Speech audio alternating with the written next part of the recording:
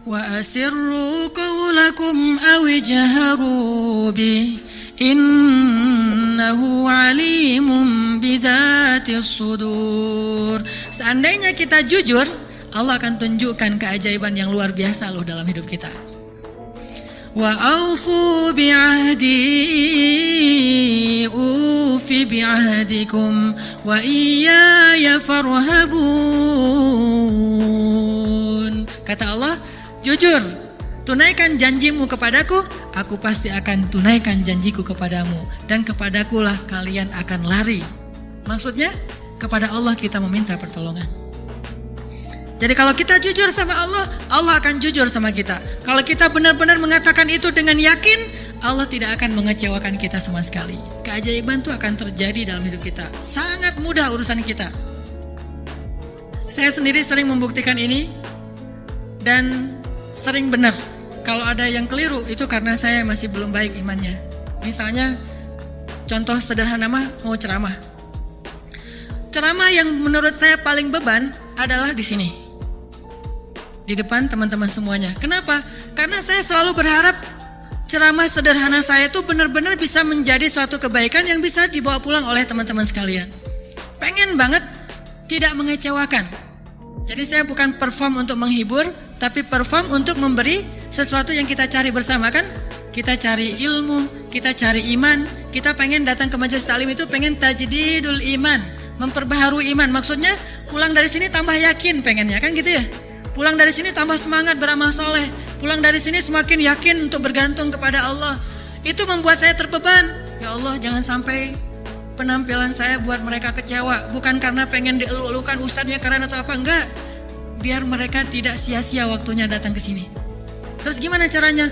Saya akan berzikir. Salah satu zikir yang selalu saya baca, Rabbi syrah li sadri wa yassir li amri wahlul 'uqdatam min lisani. Dan wahlul 'uqdatam min lisani saya ulang berkali-kali. Kenapa? Saya khawatir saya tidak menyampaikan sesuatu dengan jelas dan baik sehingga teman-teman tidak memahami. Wa yassir li amri wahlul 'uqdatam min lisani yafqahuna qawli. Artinya doa Rabbi syrah li sadri itu benar-benar memudahkan urusan. Termasuk kalau misalnya kita lagi ada masalah sama seseorang. Kita doa, ya Rabbi, mudahkan urusan saya. Mudah enggak? Kalau kurang mudah, berarti kita belum benar-benar jujur dalam kalimat kita kepada Allah. Jujur gimana? Kita yakin enggak sih Allah yang memudahkan urusan kita? Kalau kita yakin banget, Allah akan tunjukkan keajaiban yang luar biasa. Seperti cerita kemarin tuh. Dua orang yang saling berhutang kan? Yang satu memberi hutang dan bertanya, siapa saksinya? Kata yang berhutang, Allah saksinya, boleh enggak? Kata yang memberi hutang, oh boleh, Allah itu sebaik-baik saksi, dan itu jujur, yakin gitu. Coba kalau kita lakukan itu sekarang, mungkin kita akan dikhianatin, akan dirugiin sama banyak orang. Kenapa? Karena enggak yakin banget kepada Allah SWT. Masih ada sedikit, setitik ragu. Ntar kalau dia bohong gimana? Bukankah ada Allah? Ntar kalau dia lupa gimana? Bukankah ada Allah? Ntar kalau dia berubah pikiran gimana? Bukankah ada Allah? Ntar kalau dia hilang tiba-tiba nggak membayar hutang gimana? Bukankah ada Allah? Bukankah ada Allah ini jarang kita ucapkan? Kita masih ragu walaupun kita mengatakan hasbiyallah, hasbunallah. Makanya jarang ngelihat keajaiban. Padahal kalimat itu kalimat-kalimat yang mukjizat, powerful. Tabarakalladzi biyadihil mulk wa huwa ala kulli syai'in qadir. Percaya enggak kita dengan ayat itu? Jawab dengan hati kita masing-masing. Kalau kita percaya, baru terjadi keajaiban dalam hati kita. Pernah menghadapi orang marah? Pernah? Sering kan? Siapa yang marah? Istri? Tahu gimana kalau istri lagi marah? Oh, belum tahu ya. Ya udah deh, ganti contoh. Orang tua deh, orang tua. Saya lupa aja nih kalau saya di hadapan para jomblo fisabilillah. Kalau istri lagi marah, padamkan marahnya itu bukan dengan hadiah dunia dulu. Itu buat kita ragu sama Allah dan mengandalkan materi. Pas marah, tunjukin. Mau ke Lombok, Bali, Jogja, atau Maldives. Pasti dia pilih Maldives tuh. Pas dia pilih Maldives, kita nangis. Kenapa? Dananya nggak cukup. Makin marah dia tuh. Jangan nawarin materi dulu untuk meredakan marah seseorang, karena kita akan bergantung kepada materi itu. Ternyata ampuh. Kalau dia marah, saya kasih tuh brosur doang. Kalau lagi marah, nonton yuk. Pelan-pelan reda marahnya, berarti efektif. Nonton cukup bagi saya.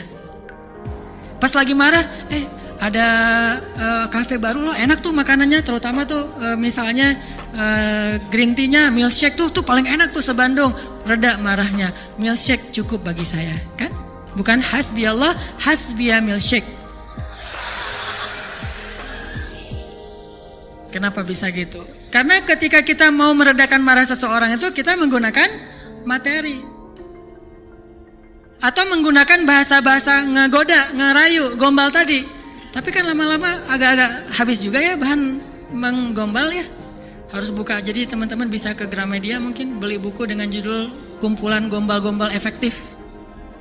Udah teruji, banyak yang menggunakan gombal ini dan berhasil meredakan amarah.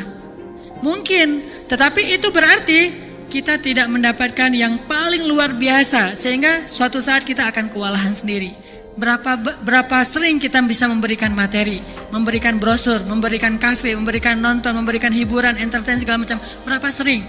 Coba sesekali ketika menghadapi seseorang yang marah, andalkan Allah. Pas mau ketemu orangnya, ya Rabbi, ya Rabba Ibrahim, wahai Tuhan Ibrahim, padamkanlah amarah istri saya sebagaimana engkau memadamkan api bagi Ibrahim.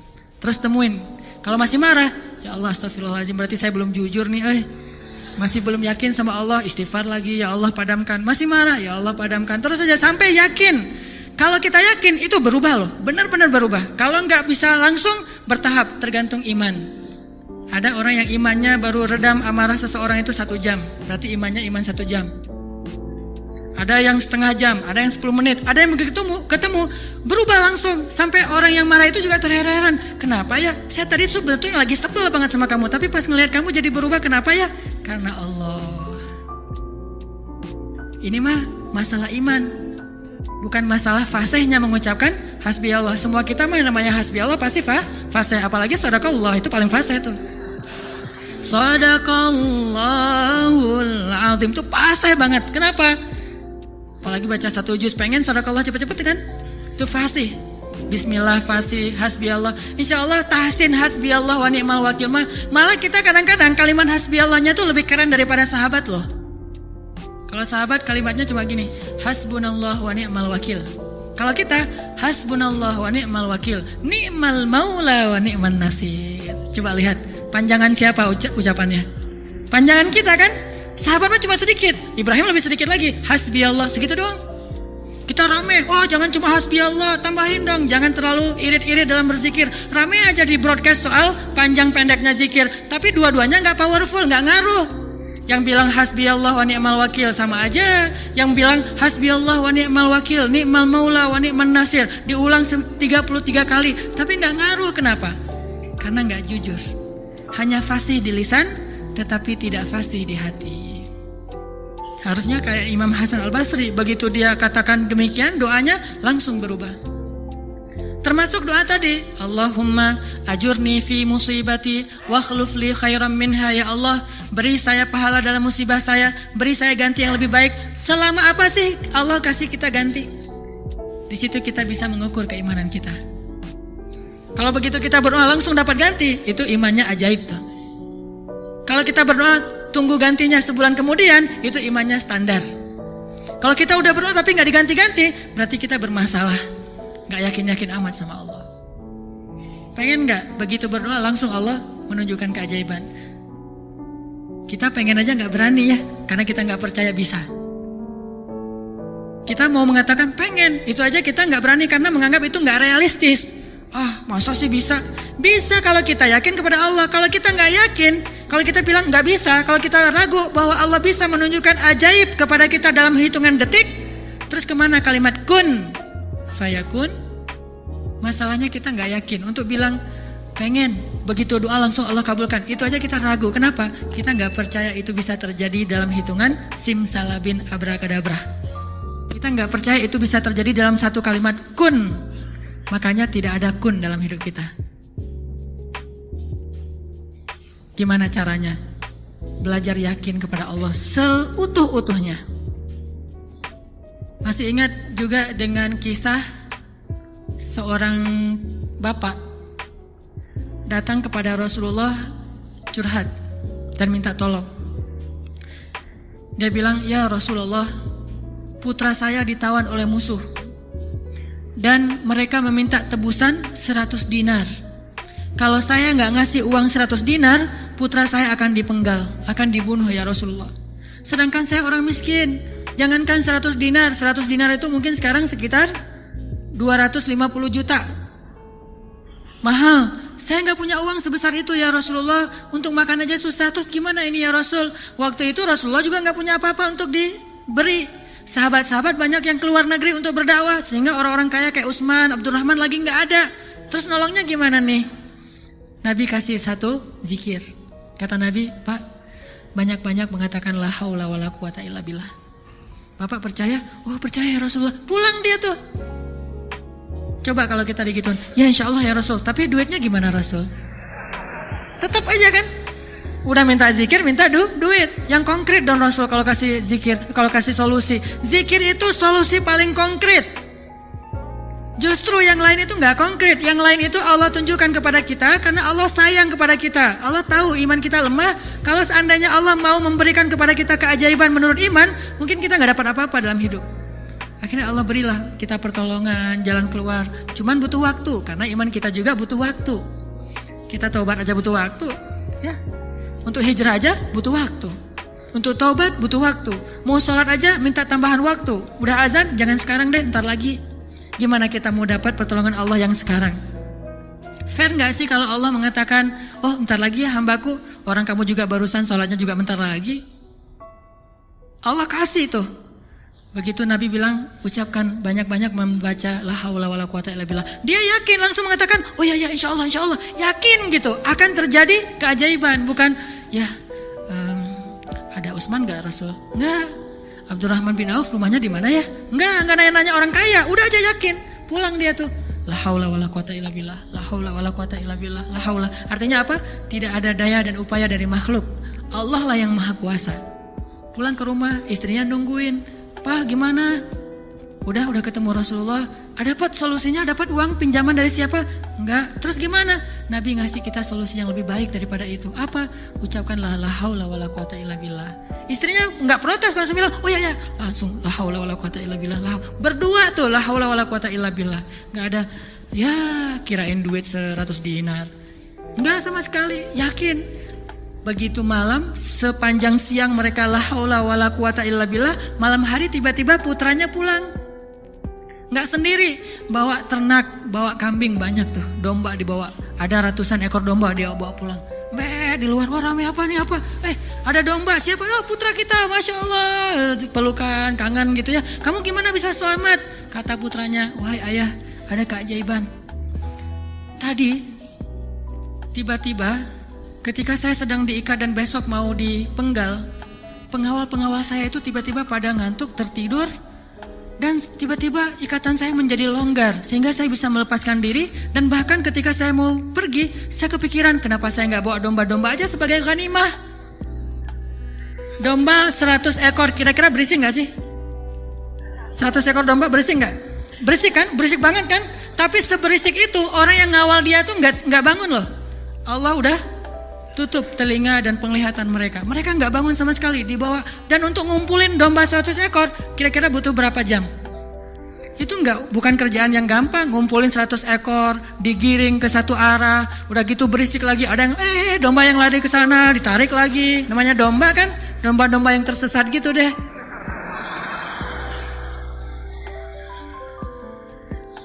Gimana coba? Tapi pengawalnya nggak bangun sama sekali sampai ke rumah. Pengawalnya mungkin belum bangun, atau mungkin nggak akan bangun lagi kali. La haula wala quwata illa billah. Baru ayahnya sadar, Masya Allah, la haula wala quwata illa billah. Dan ini orang yang mengatakan ini nggak disebutkan namanya dalam riwayat. Kenapa? Saking nggak terkenalnya. Berarti orang biasa banget. Tapi orang biasa dengan keyakinan yang luar biasa, Allah akan tunjukkan keajaiban yang luar biasa. Jadi jangan bilang, itu mah Umar, itu mah Utsman, itu mah Abu Bakar. Ini nggak ada namanya malah. Cuma disebut ja'a rajulun, ada seorang laki-laki datang kepada Rasul, gitu doang. Tapi Allah tunjukkan keajaiban yang luar biasa. Kenapa? Imannya. La haula wala quwata illa billah. Sehingga anaknya datang membawa domba, jadi kaya raya. Sama juga dengan cerita Fatimah bintu Rasulillah. Pasti tahu ceritanya. Karena Fatimah capek di rumah, gak ada pembantu, Ali sering berjihad, akhirnya dia ngurus anak sendiri. Anaknya laki-laki lagi, namanya anak laki-laki, bukan bandel, emang dia aktif gitu. Akhirnya Fatimah ngerasa agak berat nih kalau harus ngurus semuanya sendiri, gak punya pembantu. Datanglah ke rumah ayahnya. Ayah, ya Rasulullah, ayah tahu keadaan rumah tangga saya bersama Ali. Ali orang yang sibuk bekerja, membela agama Allah, berdakwah, berjihad. Saya sendiri di rumah gak ada pembantu. Boleh gak minta seorang pembantu dari rumah ayah? Kan banyak pembantu Rasulullah yang jadi relawan tuh. Kata Rasulullah, ya Fatimah, mereka itu bukan pembantuku tetapi pembantu kaum muslimin. Jadi gak mau dikasih kepada urusan keluarga. Maka pulanglah Fatimah. Oh ya ayah gak apa-apa, pulang nih bersama Ali, gak dapat apa-apa. Nabi kan gak enak hati, karena Nabi sayang banget dengan putrinya ini, putri kesayangan Nabi banget di antara putri-putrinya, Fatimah Az-Zahra. Akhirnya Nabi menyusul Fatimah ke rumahnya. Assalamualaikum, waalaikumsalam, dibukain pintu. Ya Fatimah, ya Ali, la tahzana, janganlah kalian bersedih. Mau aku kasih yang lebih baik daripada pembantu? Oh apa ayah? Kirain robot-robotan atau apa gitu ya. Pembantu yang dalam bentuk robot kan tinggal beli baterai aja tiap bulan atau dicas gitu. Apa ya ayah yang lebih baik daripada pembantu? Kita tahu, kata Rasulullah, sebelum tidur bacalah zikir ini, ayat ini, maka insya Allah itu lebih baik daripada pembantu. Mereka protes nggak? Enggak. Oh ya sami'na wa ata'na, diamalin tuh, nggak pernah tinggal. Dan selamanya mereka nggak punya pembantu, tapi nggak pernah mengeluh lagi. Allah berikan mereka jalan keluar. Jalan keluarnya adalah dikuatkan hati dan kesabarannya. Itu keajaiban. Kenapa kita udah berdoa tapi hati kita masih lemah? Karena kita tidak berdoa dengan hati, tapi kita berdoa dengan kok gitu? Gak sesuai antara lisan dengan kenyataan. Ada lagi nih kisah yang mungkin sebagian teman-teman pernah mendengar, bagaimana Rasulullah SAW pada malam perang Badar. Melakukan apa Nabi malam perang Badar teh? Istighosah. Pernah dengar istilah istighosah? Mungkin sebagian orang menganggap istighosah ini bid'ah. Istighosah itu salah satu di antara hal yang paling luar biasa yang dilakukan Nabi, dan disebutkan di dalam surat Al-Anfal, "Idz tastaghitsuna rabbakum." Ketika kalian beristighosah kepada Tuhan kalian. Apa itu istighosah? Berdoa dengan penuh keyakinan. Malam sebelum terjadi perang Badar, semua para sahabat itu tidur. Dan luar biasanya tidurnya juga sampai mimpi lah gitu. Mimpinya apa? Mimpi basah. Ini serius. Jadi semua sahabat pada malam itu digoda oleh setan sehingga mereka mimpi basah. Dan ketika bangun dari tidur, mereka harus mandi junub, tapi tidak ada air. Akhirnya Allah turunkan hujan. Pada mandi di bawah hujan semuanya sambil bertakbir. Pada malam itu cuma 2 orang yang gak tidur, Rasulullah dan Abu Bakar As-Siddiq. Ngapain? Doa kepada Allah. Salah satu yang terekam dalam sejarah di antara doa Nabi pada malam perang Badar apa? Ya Allah, seandainya besok kami semuanya terbunuh, maka saya khawatir tidak ada lagi orang yang menyebut namamu di muka bumi. Tolonglah hamba-hambamu ini ya Allah. Terus berdoa dan mengangkat tangannya tuh gak gini, tapi ngangkat tangannya tuh gini. 2 tangan. Berdoa dengan mengangkat tangan setinggi-tinggi. Rabbi gitu. Terus berdoa kayak gitu sampai syal Nabi jatuh, ditaruh lagi oleh Abu Bakar, jatuh dan menangis sampai basah janggutnya Rasulullah SAW yang mulia. Kemudian Abu Bakar yang sedih mengatakan, ya Rasulullah, hasbuk, cukup ya Rasulullah, Allah sudah mendengar doamu, cukup. Nabi gak cukup, terus saja berdoa. Apa yang terjadi besok? Allah utus malaikat ribuan untuk menolong Rasulullah dan para sahabat. Dan kita lihat hasil perang Badar. Bukan karena dia Rasulullah, tapi karena imannya adalah imannya seorang Rasulullah.